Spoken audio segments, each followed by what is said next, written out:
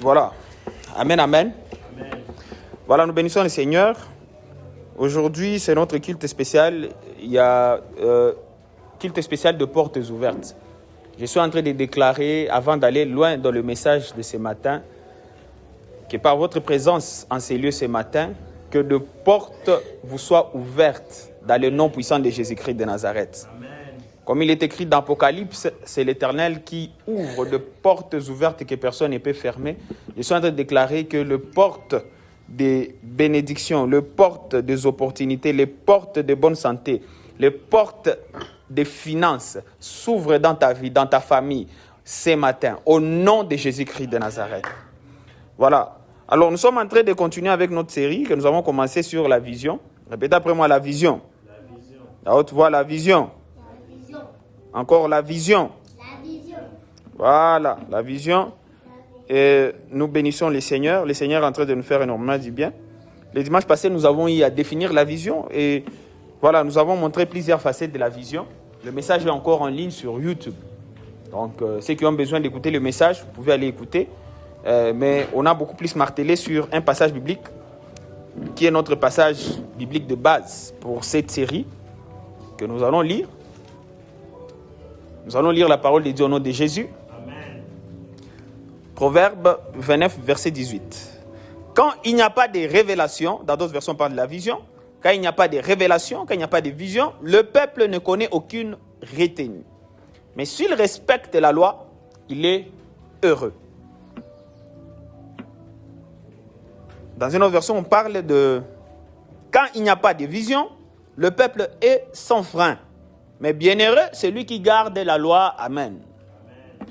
Voilà, et dans la définition que nous avons donnée de la vision, nous avons eu à montrer que, selon les contextes, c'est que la vision, lorsqu'on parle de la vision, on parle de la révélation. On parle d'une révélation que Dieu donne à son peuple, une révélation que Dieu donne à un individu à travers ses hommes de Dieu, à travers ses prophètes, à travers les hommes qu'il a placés, à travers une bouche autorisée.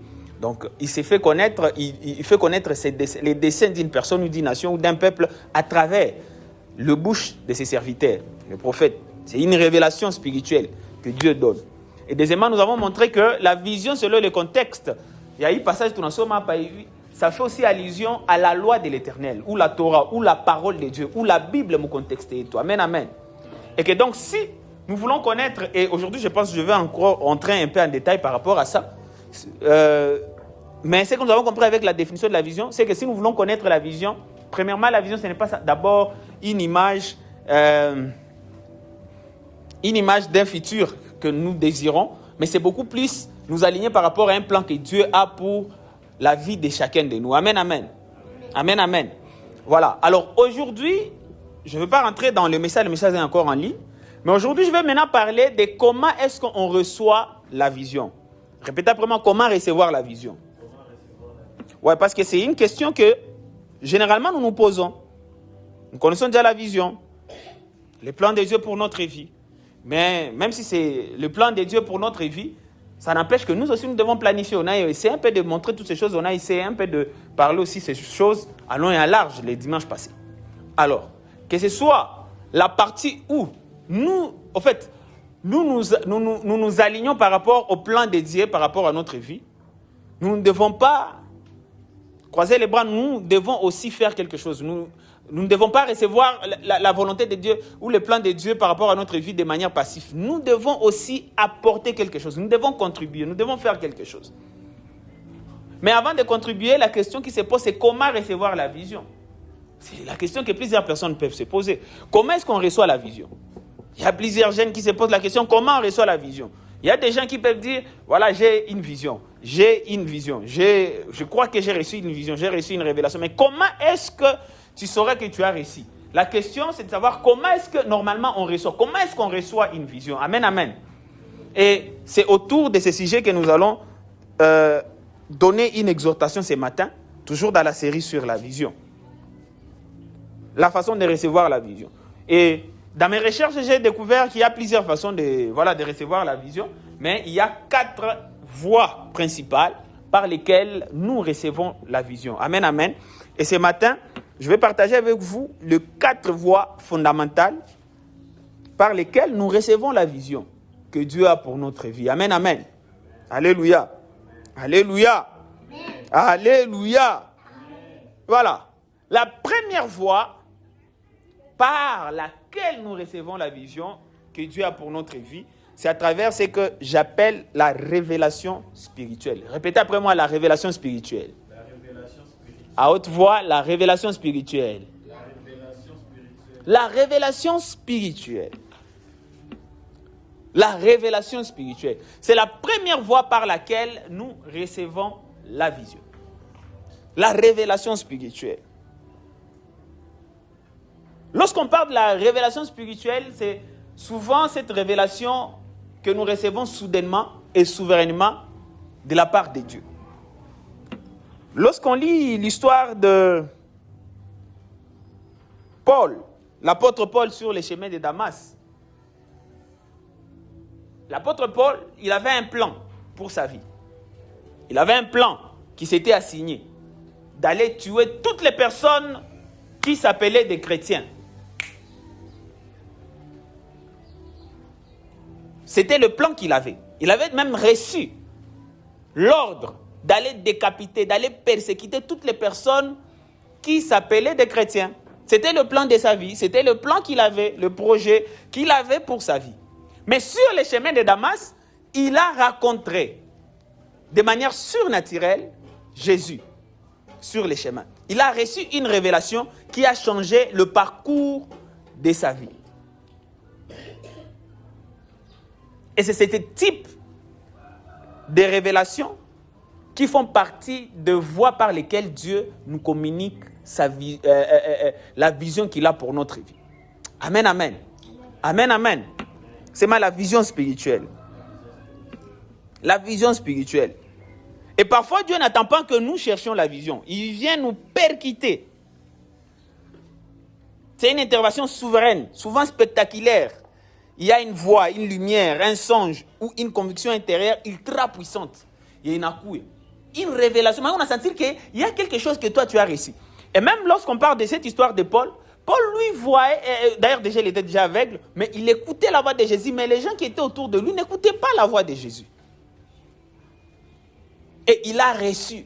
Lorsque Jésus l'a parlé, il me déjà mission à Meshach, il me vision à Meshach. Et c'est comme ça comme Paul avait reçu. Sur les chemins de Damas, Paul avait ses propres plans, mais le Christ l'a arrêté. La vision spirituelle change instantanément notre trajectoire. Elle ne demande pas notre avis. Elle s'impose à nous. Amen, amen. Amen.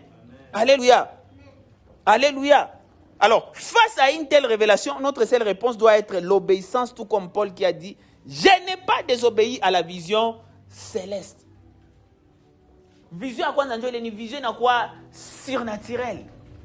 Quelque chose auquel tu ne t'attendais pas. Bon, il y a des gens qui provoquent. Aujourd'hui, avec le temps, nous avons compris que tu peux provoquer ça à travers le jeûne. Tu pries, tu cherches la face de Dieu et Dieu peut se révéler à toi. Mais façon à quoi pour recevoir vision à Meshach, nous recevons la vision à travers la révélation spirituelle. Et ce matin, je suis en train de prier. Dans le culte ce matin, je prie que Dieu se révèle à vous de manière spectaculaire au nom de Jésus-Christ de Nazareth. Que Dieu se révèle à vous de manière spectaculaire ce matin au nom de Jésus-Christ de Nazareth. Amen. Que vous puissiez recevoir la révélation par rapport à ce que Dieu attend de vous dans cette génération, dans cette époque, au nom de Jésus-Christ de Nazareth. Amen. Alléluia. Amen. La révélation, répétez après moi la révélation spirituelle. Une vision reçue à travers une révélation surnaturelle, un songe ou un message prophétique, une parole de connaissance. C'est ça la révélation, la première voie par laquelle Dieu nous communique la vision. Et dans Acte 26, 12, toujours, Paul, il a décrit comment il avait reçu la vision de sa vie dans cette rencontre surnaturelle sur le chemin de Damas. Mais aussi, il y a un homme de Dieu que j'aime beaucoup, le bishop David Oyedepo. Il dit qu'il était parti en prière et il avait reçu une vision spirituelle qui avait duré 18 heures de temps.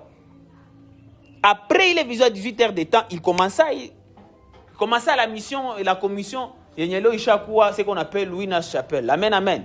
Alléluia. Alléluia. Et même dans ce domaine-là, c'est là où on trouve la plupart des Voilà, il y a des visionnaires, des makanisa, des visionnaires, des chrétiens, des mingi, non, Dieu s'est révélé à moi, Dieu m'a donné une vision, Dieu m'a donné une révélation. Il y a plusieurs personnes qui commencent des choses, des mouvements, parce qu'ils disent que non, Dieu les a parlé. Amen, amen. Dieu les a parlé parce qu'ils ont reçu une révélation. Et ça, c'est la première fois par laquelle nous recevons la vision de la part de Dieu. C'est la première fois par laquelle nous recevons la vision que Dieu a pour notre vie. Et ce matin encore, je suis en train de prier. J'insiste, j'ai prié que Dieu te donne une révélation surnaturelle par rapport à ce qu'il attend de toi dans cette génération au nom de Jésus-Christ de Nazareth. Parce que comme nous l'avons dit, lorsque tu reçois cette révélation, ça change ta vie. Ça change ta façon de faire les choses. Ça change. Moi, je me souviens en 2016, lorsque c'était clair, le Seigneur m'a dit clairement, toi, tu es appelé à être pasteur. Même si on a fait en informatique, toi, tu es appelé à me servir et tu seras pasteur. Temps plein. Ça a changé ma façon de voir, ma façon de vivre. Pourquoi? Parce que c'était une révélation claire. Et ce matin encore, j'ai pris que Mungu va partir révélation claire par rapport à ce qu'il attend de vous. Au nom de Jésus-Christ de Nazareth. Et je suis en train de déclarer, fini la confusion au nom de Jésus-Christ de Nazareth. Fini de vivre dans les tâtonnements au nom de Jésus-Christ de Nazareth. C'est ma révélation surnaturelle. Que Dieu vous donne des révélations surnaturelles ce matin au nom de Jésus. C'est la première voie par laquelle Dieu nous communique la vision. La deuxième voie par laquelle Dieu communique la vision, c'est à travers la lecture de la parole de Dieu. C'est la lecture? C'est la lecture de la parole de Dieu. C'est la lecture.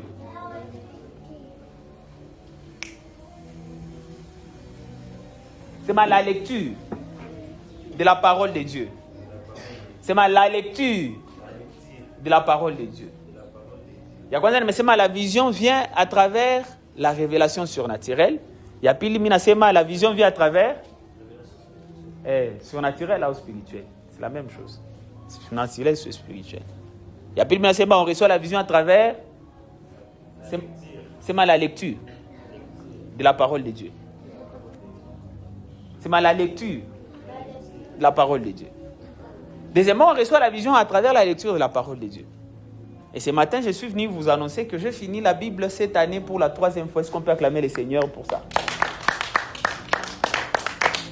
Ma Bible, moi, je ne parle pas mais pour la 3e fois. Léo, ce matin, je suis pour la 4e fois.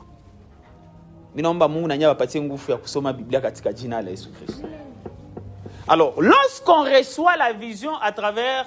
Comment est-ce qu'on reçoit la vision à travers la lecture de la parole de Dieu? C'est ce que j'ai dit le dimanche passé. C'est que lorsque tu obéis la loi de Dieu, lorsque tu obéis la parole, lorsque tu écoutes la parole de Dieu régulièrement, lorsque tu lis la parole de Dieu régulièrement, tu vas découvrir dans la parole de Dieu la pensée que Dieu a pour toi. Amen, amen. Alléluia. Tu vas découvrir dans la parole de Dieu de choses que Dieu a déjà gardées pour toi. Forcément, en lisant la parole de Dieu, tu vas sentir que ça, Dieu est en train de me parler. Ça, Dieu attend de moi dans cette saison particulière. Et ce matin, Dieu a créé au nom de Jésus-Christ de Nazareth. C'est la parole de Dieu. C'est la parole de Dieu. C'est la parole de Dieu. C'est la parole de Dieu.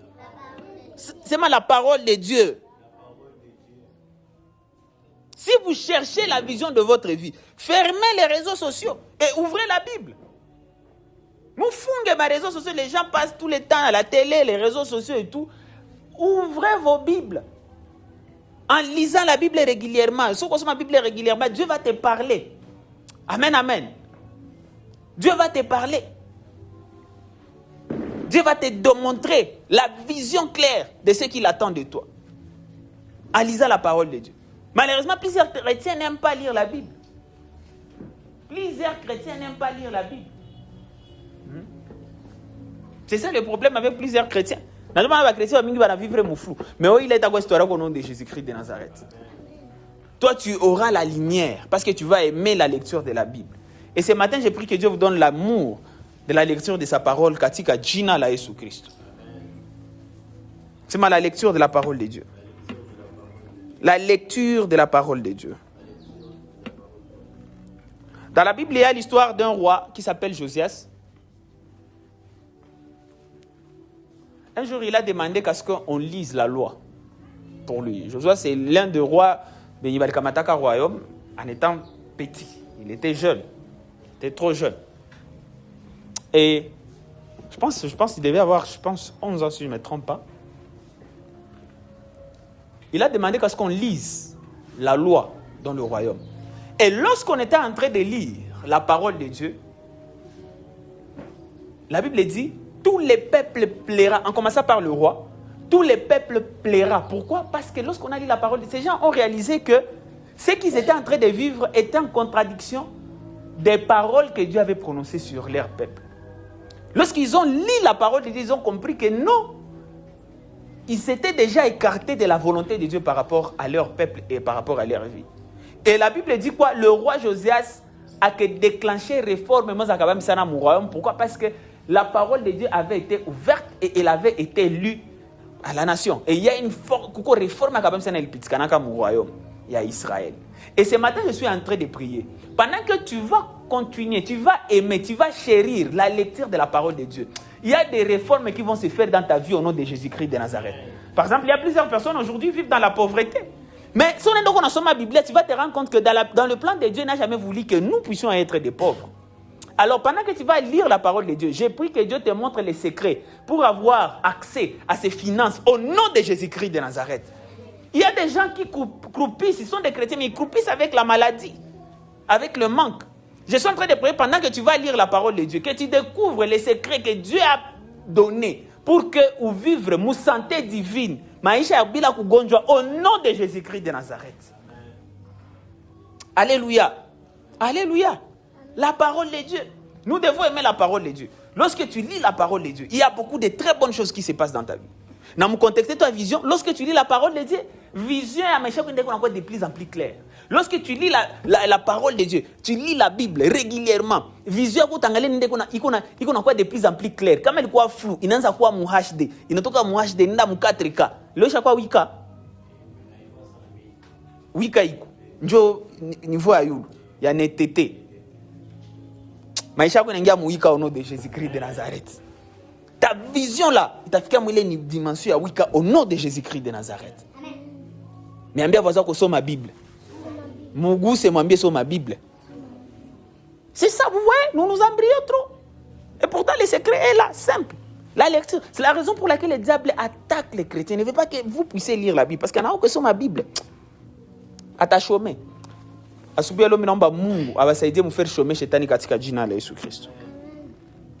troisième point, la troisième fois par laquelle nous recevons la vision, j'ai dit, premièrement, nous recevons la vision à travers quoi?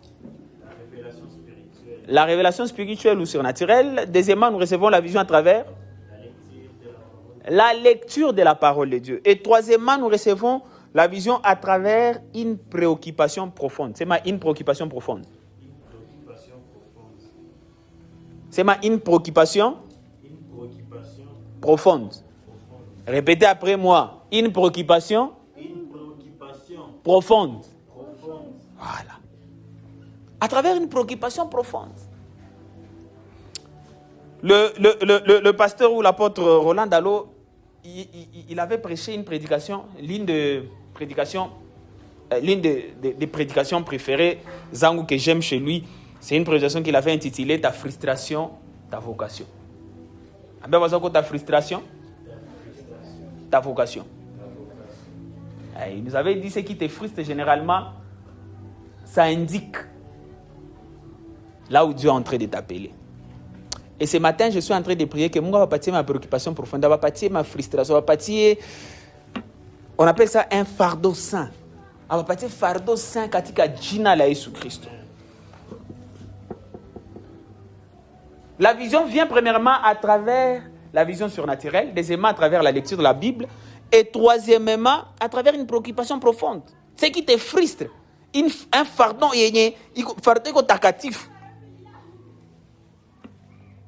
Il est un fardeau à Muzuri ça. Paul, c'est quelqu'un qui est lui, il a reçu la vision de sa vie à travers quoi? À travers une vision surnaturelle. Nous avons vu que le roi Josias, à l'état réforme, n'a vision à réformer royaume muzima litokanaka na nini na lecture ya parole ya Mungu. Mais par rapport à la préoccupation profonde, il y a plusieurs exemples, mais l'exemple typique et créera très fort dans la Bible, c'est l'exemple de Néhémie. C'est ma Néhémie. C'est ma Néhémie. Néhémie, l'histoire de Néhémie, c'est l'histoire qui se déroule. Mon période dernier, le peuple de Dieu, il est dans mon exil.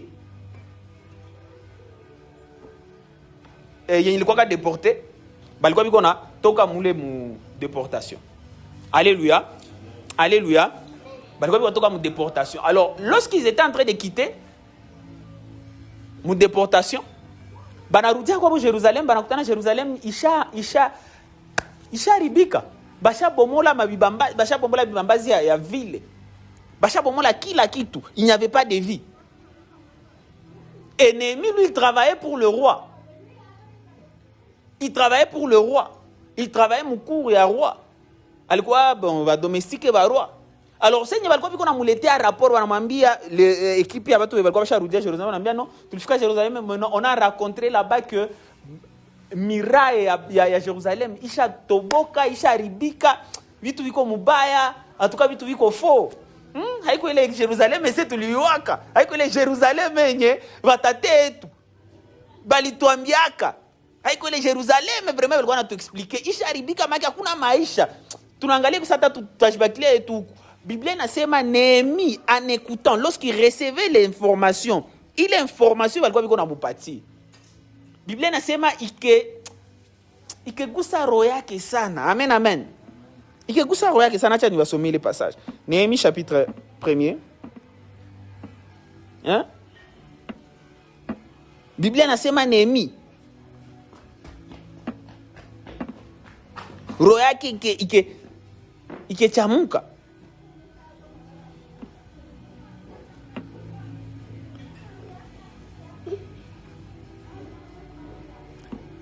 Lisons au nom de Jésus la parole de Dieu. Amen. Parole de Néhémie, fils de Hakalia, durant le mois de Kisléou, la 20e année du règne d'Artaxerxès.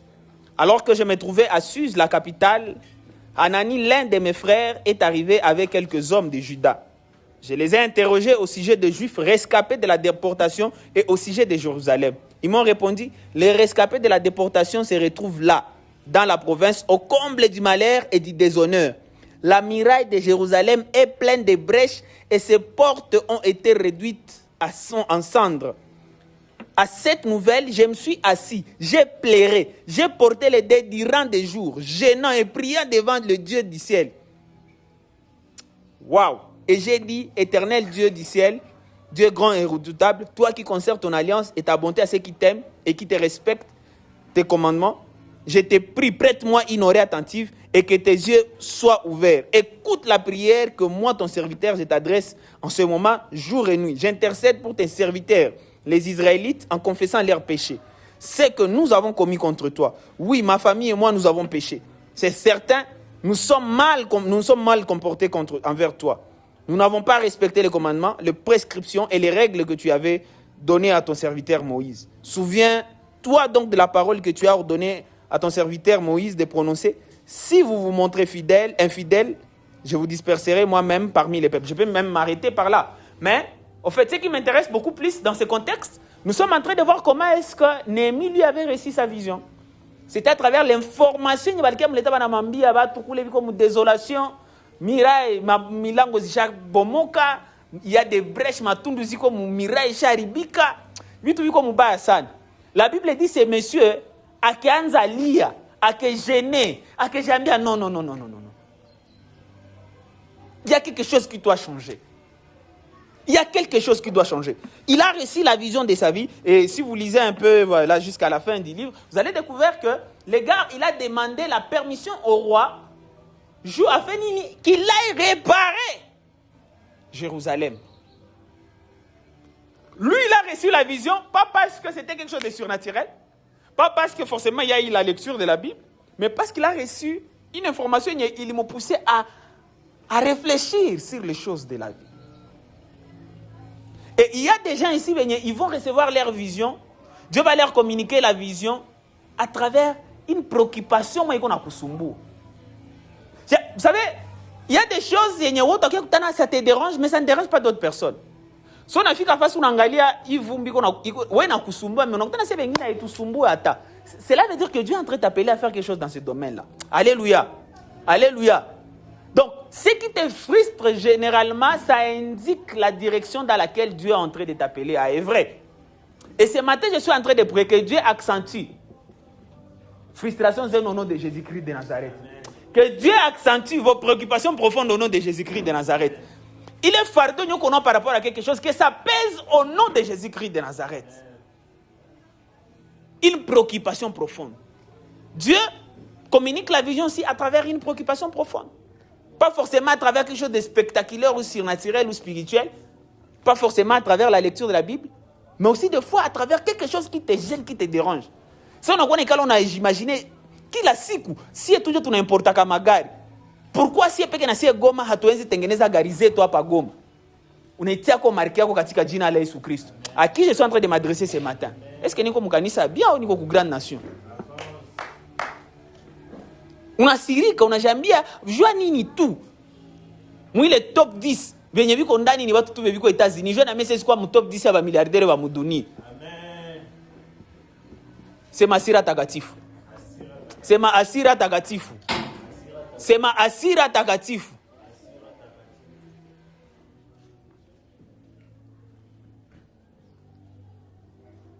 Que Dieu crée des frustrations zezitabatosha mu pauvreté au nom de Jésus-Christ de Nazareth. Que Dieu crée des frustrations zezitafanya que population yetu ikuwe imene une vie yeniko meilleure au nom de Jésus-Christ de Nazareth. C'est ma frustration. C'est ma frustration. Ma vocation. Une préoccupation profonde. Te pose des questions. Je ne sais pas noir. Unaangalia sa vile tumekuwa na sasa Coupe du Monde. Ma équipe zetu za Africains zote zilitoka. Na zote zilikuwa natoka même si Chamene walikuwa na kiasi gagner ku ma 80e minute. Nous devons nous poser la question de savoir pourquoi Dieu a nini? Qu'est-ce qui s'est passé? Qu'est-ce qui s'est passé? Que Dieu aide quelqu'un qui a passion, qui a vision kwenda mu domaine ya football, asirike na siku moja sema na mie équipe yetu ya RDC, itabe ba Coupe du Monde au nom de Jésus-Christ de Nazareth.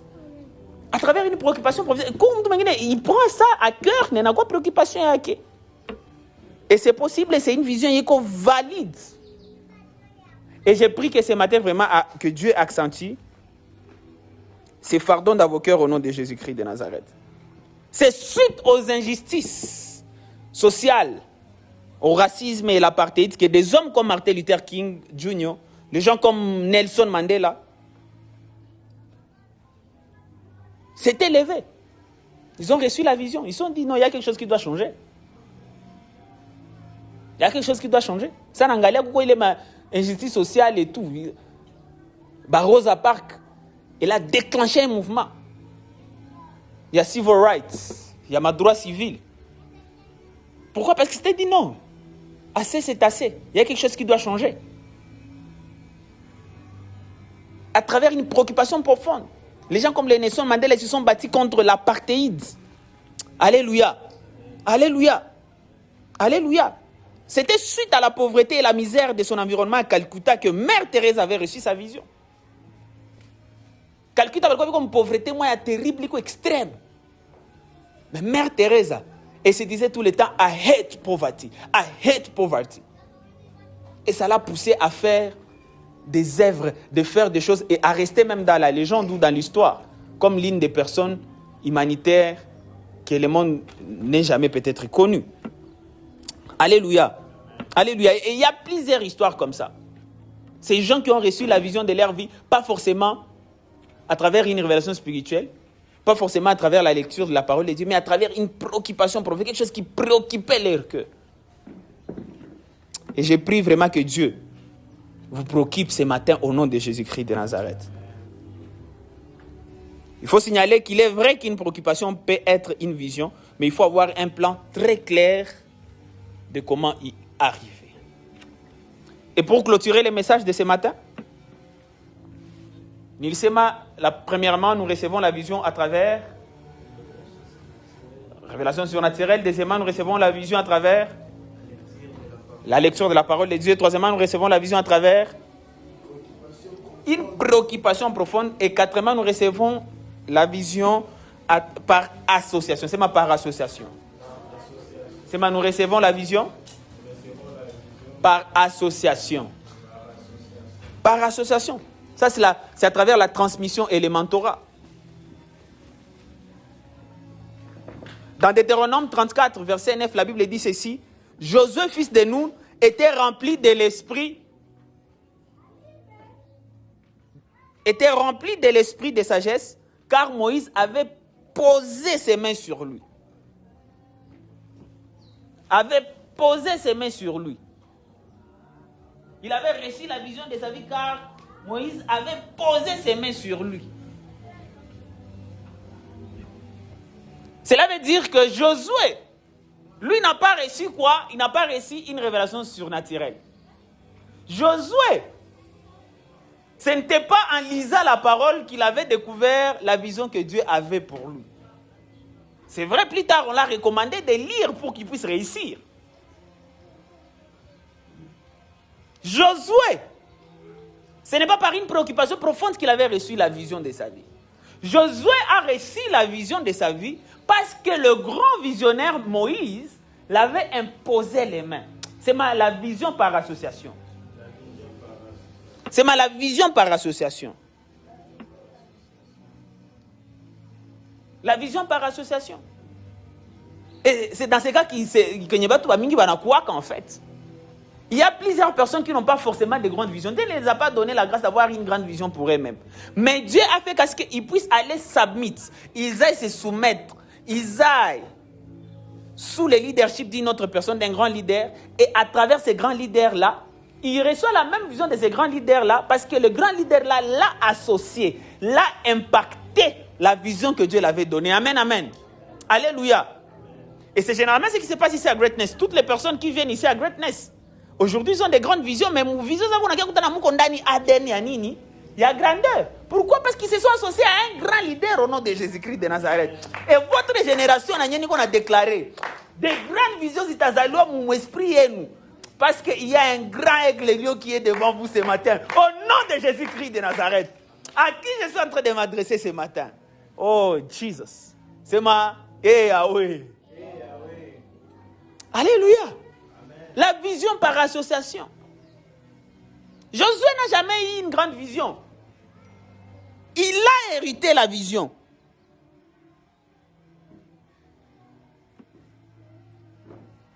Il a hérité la vision parce que Moïse l'avait imposé les mains.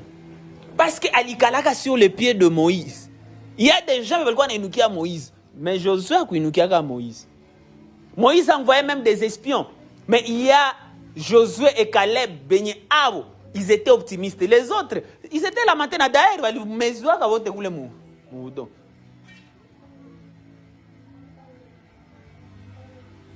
ce n'est pas pour rien qu'il a hérité.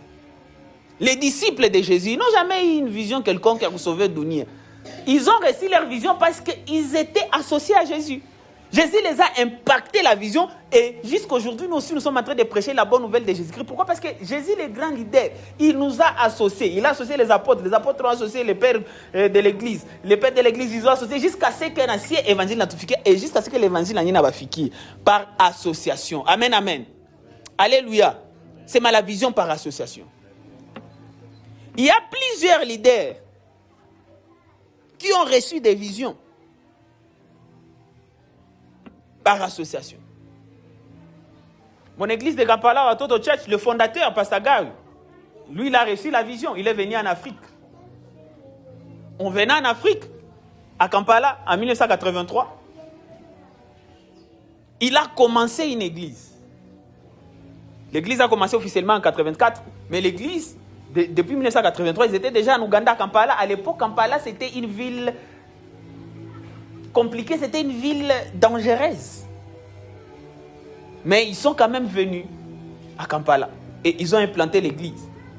Et il y a quelques années, il a légué l'église à Pasteur Julius Rotlogno, qui est actuellement le pasteur principal et le représentant légal les chefs de la communauté de Watoto Church et tous les ministères de Watoto. Le pasteur Julas n'a pas reçu la vision de cette église. Le pasteur Julas, il est devenu leader de cette église tout simplement pourquoi? Parce que pasteur Gary l'a légué, l'a impacté, l'a associé à cette vision. Et ce matin, je suis en train de prier. Vous n'avez jamais de grands rêves et tout. Je suis en train de prier que Dieu vous connecte à des mentors, à des gens. Ben, va impacter vision à grandeur au nom de Jésus-Christ de Nazareth.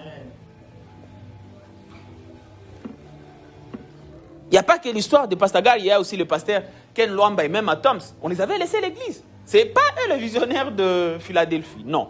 Le visionnaire, c'est le pasteur, l'apôtre Roland Dallou. Mais à un moment, il a laissé l'église, il a divisé en deux, CMP et Cité d'Exaucement. Ces pasteurs n'avaient pas forcément leur vision. Mais à force de travailler avec les grands visionnaires, l'apôtre Roland Dallou, ils sont devenus des visionnaires. Pourquoi? Parce qu'on les a associés à la vision. Donc, la quatrième voie par laquelle nous recevons la vision de notre vie, c'est par association. Et j'ai pris que Dieu vous associe à des personnes qui vont propulser mon destinée au nom de Jésus-Christ de Nazareth. Que Dieu vous éloigne de toutes les personnes qui vont détruire, qui vont devenir la destinée au nom de Jésus-Christ de Nazareth.